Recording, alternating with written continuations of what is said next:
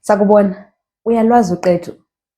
Ngoba mina angilwazi, ngicela ukuphuma egcekeni ngithi mina uqethu bakithi angilwazi.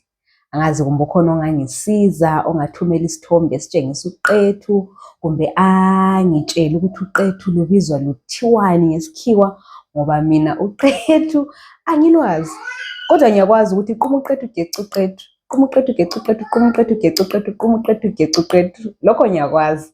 Nokuthi butshani ngiyazi. Kodwa ukuthi butshani mhlobo bani, obutholakala ngaphi?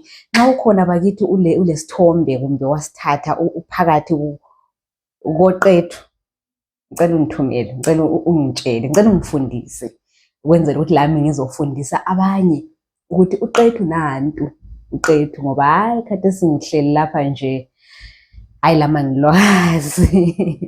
Lami angilwazi, sengingabona utshani nje obungani buhlukile kulotshani esibujayeleyo ngithi buqethu, kanti ngiqamba amanga.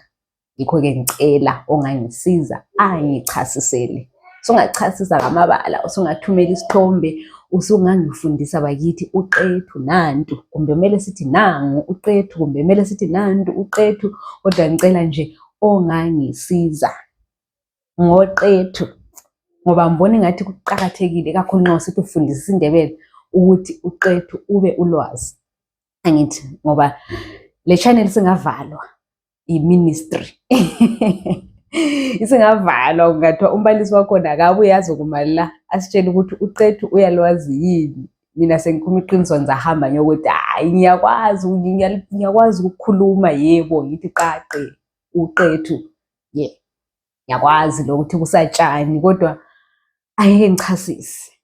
Cela ungisize, cela ungisize wena kaMthwakazi.